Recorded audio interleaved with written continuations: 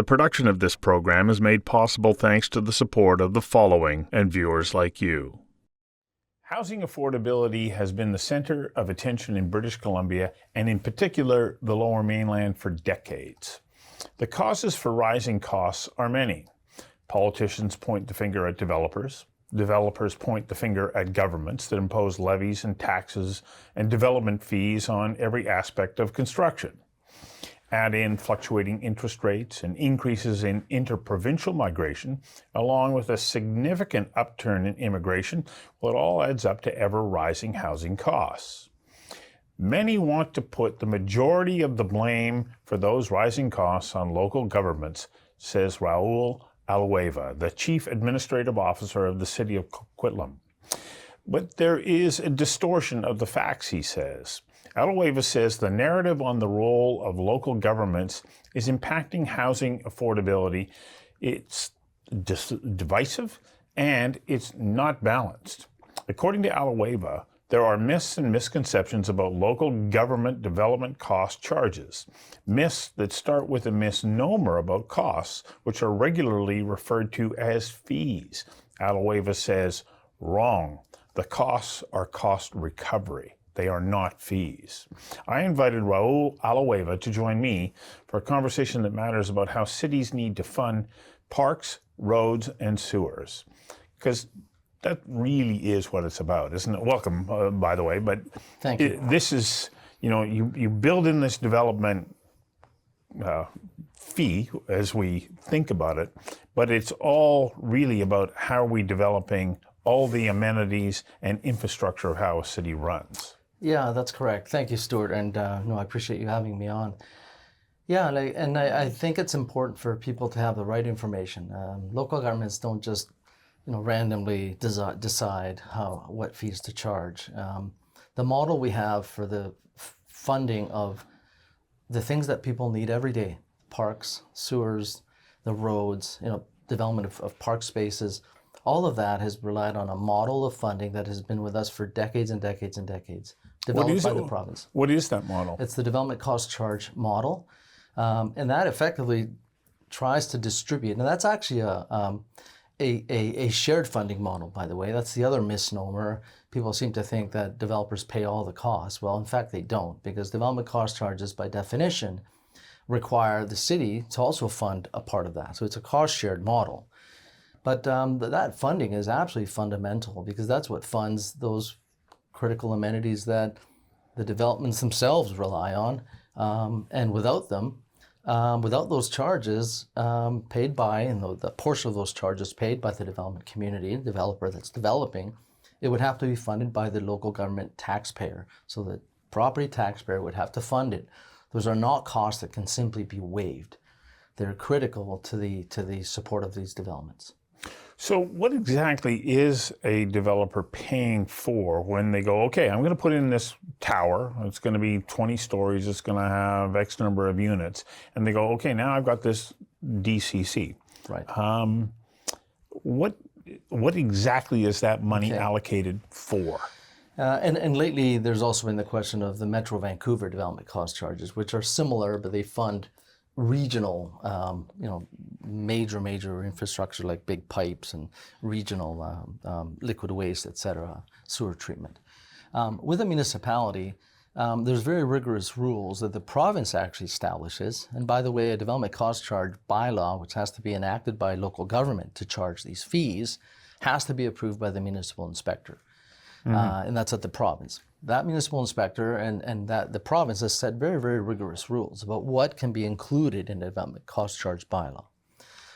It funds the acquisition of parkland. So as an example, in Coquitlam, you build 4 or 5 high rises, obviously you need parkland. 1 acre of park is $25 million. Developing that parkland is another $15 million. That's $40 million. That's a cost that has to be borne by somebody, otherwise you get communities that are not livable. So part of a development cost charge bylaw is park acquisition, park development. It also is large infrastructure like major roads, large sewers, drainage. So all the things that's water supply. Water supply as well, larger water projects. Now the developer does have to do frontage services as well, like the sidewalks and the curb and gutters. All of that has to be done also. But the development cost charge is for larger community amenities and infrastructure. And the idea, and for me it's the frustration of people believing you can simply waive these. You can't waive the necessary park that supports someone's livability. You can't waive a major road that connects that project to the main road system. That's not something you waive. So all you're doing is shifting the cost. And local governments have only really 3 sources of funding, right, to fund these things. They either collect it on the tax roll by property tax and taxpayers.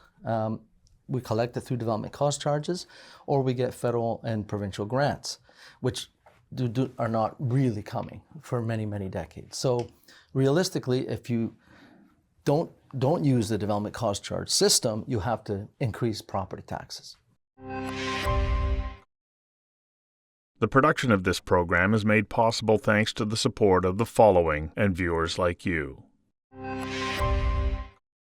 I want to come to this topic of infrastructure because you put in a building, suddenly you're now supplying water to, let's say, 120 suites. You have to have wastewater, Correct. Ability to remove it Correct. from the site. And those would just be a couple of them. So the developer comes along and has to put in that infrastructure. So it has to tap into what's there. Correct. But and expand it. But then they finish their part and the road gets put back together and whatnot. And then a year and a half later, there's another development comes along, they rip up the same road again. Is there...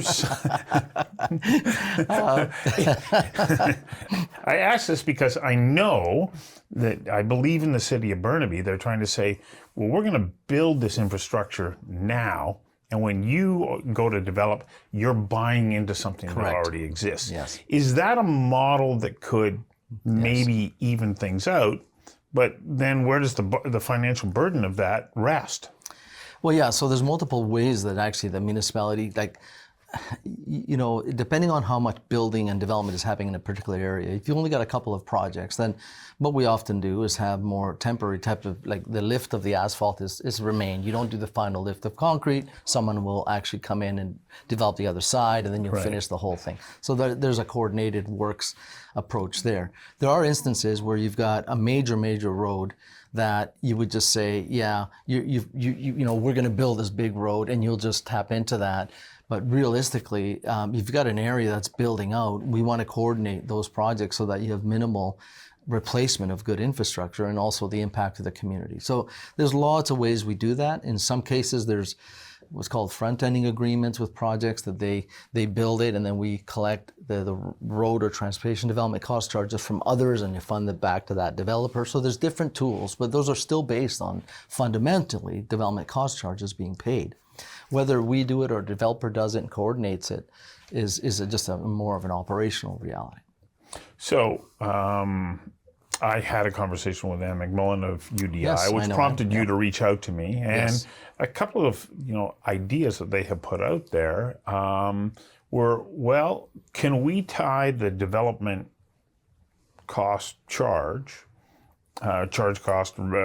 to the point of application for the building permit? Yeah. So that the developer can go, even though it's going to take me 2 or 3 years to get through to the process, I at least know what my costs are and I can build that into my pro forma.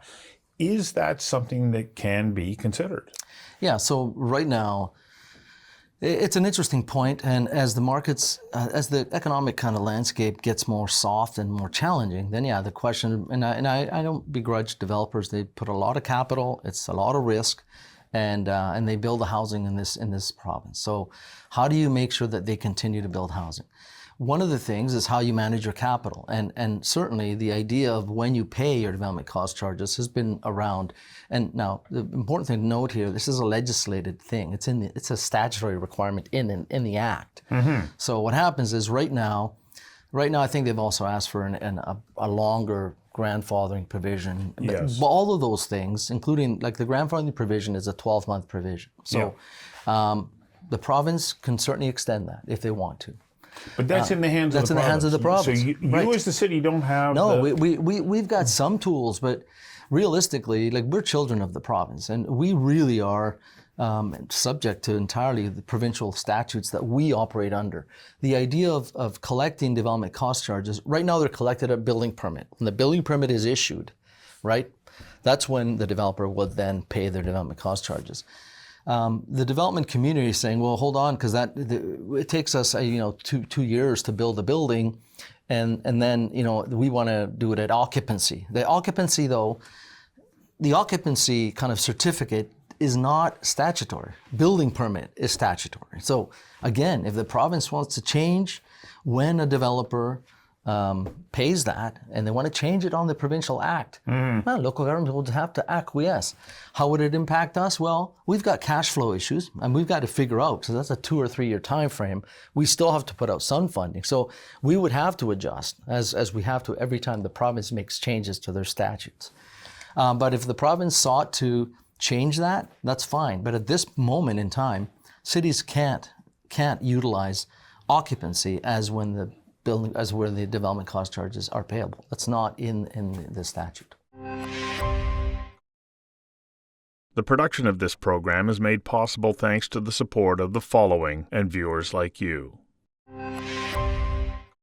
It's my understanding that under extraordinary circumstances or in tighter economic times, there have been some in the past times when cities have said, okay, we can ease off here, even though it may cause some financial or funding challenges to the city. There has been some of that leeway. Are we starting to approach that kind of time where there could be an argument for that? Yeah, so I've been around since in this business. I started in municipal government since 1990. So I've seen 3 or 4 major economic downturns, and it's in those instances when obviously the developer's pro forma starts to not work anymore. In other words, once you take all your costs of a project, you can't even afford to pay for the land. That's when you realize, okay, I can't put a project together. And we don't put projects together, housing isn't built. Are we at the bottom of this economic cycle? I'm not sure we're at the bottom of it yet. It's a tough environment right now. Please don't say yet. I'm not sure, Stuart. And I think there's many factors for this. And there's lots of things on the financial side, interest rates, and there's also a lot of provincial changes that have happened on the legislation, which has created a lot of confusion. And for a developer, you have to have certainty, right? All those things together, I guess, to answer your question. We're getting to the point where, there's conversations happening about how do we continue to support developers building buildings and developing property in an environment where costs are so high for labor, for materials, supplies, where land is not going down in price, which really is what it's going to take. It needs a slight adjustment. We're getting to that point. And I think, for me, I think that it's a broad conversation. I think UDI would agree. We've got to get everybody around the table, including the province and the federal government, to say, okay, we have a housing crisis here. Right now, the market cannot deliver housing projects. How do we bring in perhaps some grant funding to offset some of those costs for a developer to continue to build? But it shouldn't be just the local government having to waive fees or costs. In my intro, I talked about housing being such a hot topic. You take a look at the number of housing initiatives that were announced over the last couple of years. It's my understanding there's been more than 63 announcements, and the cost of housing isn't going down. You talk about the provincial and federal government. Well, I know that you've got the provincial government coming along mandating, well, you got to do this, you got to do that, you got to do here. What, from your perspective, do they need to bring to the table to be able to help you do that? Because I noted you say, we want to help developers build. It's not like you're saying we're standing in your way. No, we actually want you to build, but you need assistance as well. So when you look to the provincial government, if you had your wish list right now, what would it look like? Well, for one, I would say, they've introduced a lot of legislation last year. Things like bonus density is an example that's really hurt us, which is a funding source that could help us do more things. That's been that has been curtailed. So there's some of those things that have happened. I won't go too much into that. I think right now, if the government really wants to continue, because the reality is if developers don't have the support financially, the reality is that they just won't develop. Right, and the last thing we need is to have developers that are building the housing we need, both market rental, non-market, below market, all of that stuff, the spectrum of housing. If we don't build it, we're going to have a greater problem, right? So that should fall. Then the existing housing stock becomes even more unaffordable. Exactly. Yeah. And so this falls on all of us, right? So I would be saying, look, the provincial government should be coming to the table and saying, can we offset? If there's so many thousands of dollars per door that a developer needs to make this project go, how do we get that funding on an agreement that maybe we work together to do some offsetting of our DCCs, replace those with grants, and the developer is able to develop. Mm-hmm. Those are the things we can do together. The other is I probably did kind of maybe lay off a little bit of some of the initiatives, like the small unit housing initiative. It sounds good, but the reality is we've got to spread out our infrastructure across our entire city now, right? Right. And those are greater costs that are borne by somebody. I mean, when you build 4 or 5 plexes in every lot across Coquitlam or every municipality in the Lower Mainland, your infrastructure costs are going to be impacted. Well, going back to sewer and water. Correct. So maybe we should ease off that a little bit and focus on areas where we can build more units in maybe smaller projects or smaller land. Is it high rises or whether it's townhouses or medium density buildings, 6-story wood frame buildings. More concentrated areas are on transit. This spreading out of density is actually counterintuitive to, hey, how do we make our infrastructure more efficient, right? How do we invest in the areas that can get us the most number of units? So that's also a challenge. And I'm not saying, there's a reason behind that initiative, that's fine. But if it all comes at the same time, it's stretching all of us way too thin. And in many ways too, those small units projects are somewhat confusing the regulatory landscape because people don't know what they can or cannot do on their property anymore. So that challenges the development, what I call the need for transparency, which isn't there. Mm-hmm. So I would say let's ease off on some of these development initiatives, maybe perhaps give them a little bit more timeline. In the meantime, let's focus on how do we support the development community to be able to make projects profitable, but not on the backs of local governments. So even if the provincial government were to say, okay, well, we'll come to you with the money, where are the resources to be able to build out that expanded infrastructure? It's, we've been saying this for the last year. I mean, I know that the government has a certain thoughts about being able to build everywhere, that may bring more housing. But the reality is in the short term, it's not going to happen because we don't have the resources to focus on every part of the city developing at the same time. You can imagine, pipes on the ground never anticipated, 4 or 5 units on every property in certain neighborhoods. So if we have to divert resources to, these communities on the fringe, like way away from transit as an example, that's counterintuitive to where we should be building and where we should be investing our infrastructure. So that's a problem. It's a challenge because that's legislated. The small unit program is legislated. We have a deadline we've got to provide. We've got to pre-zone land for it. When you pre-zone, you've got to make sure you can have some servicing available to it. So it's really sucking resources out of where we want to be. But again, that's a provincial legislative mandate. We've got to acquiesce to that. So technically, I don't believe that housing is a mandate of the federal government, but they've walked into this. They have.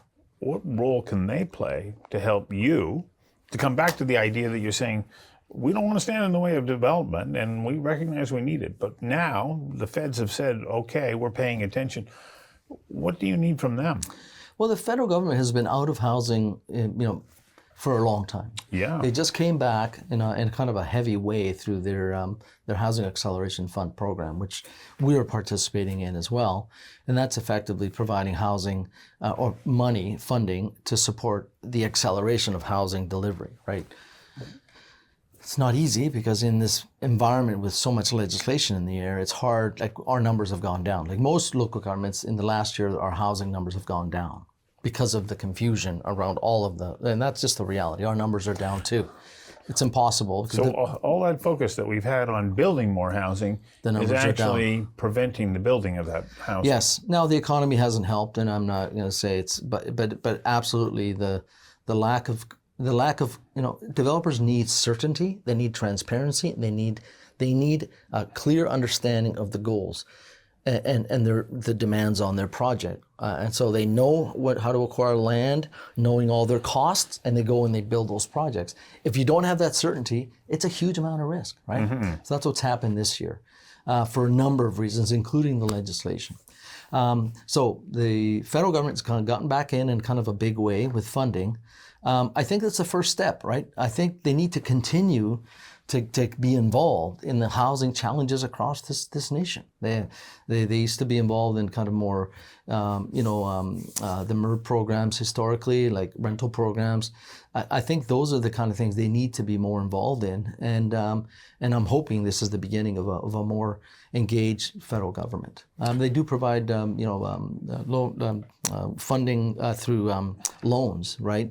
But I think more is needed. More is needed. The production of this program is made possible thanks to the support of the following and viewers like you. One of the other sticking points that I hear from developers at times is the development process, approval process. Yep. Yes. And yet, when I've talked to your mayor, he goes, we're on top of this. Where are you at in your ability to be able to permit in a timely manner? Yeah, that's all municipalities are engaged on this issue. Well, we've got our own development approval process improvement system, and we are trying to constantly gauge where we're at on the whole development continuum. Yeah, from the idea of the project, you submit your development planning, your plans, and you go through the rezoning process and blah, blah, blah, and that's a process. And then there's the building permit side of things.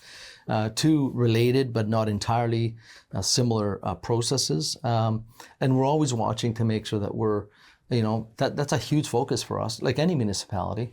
It's not a perfect situation. You're engaging with a developer and their consultants. Sometimes we don't get information back on time. Sometimes it takes us longer. It's an ongoing push and pull. I'm not saying municipalities are perfect.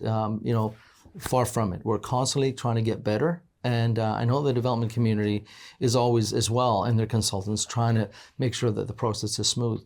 But you got to remember, many of the things we have that slows us down are also provincially regulated. Changes to the building code, changes to whether it's the zero-step code or accessibility requirements or a whole bunch of other things. Every year there's a change. Oh. You see, and if an architect's put together plans and submit them from building permit, and then that change takes place, they've got to be replaced.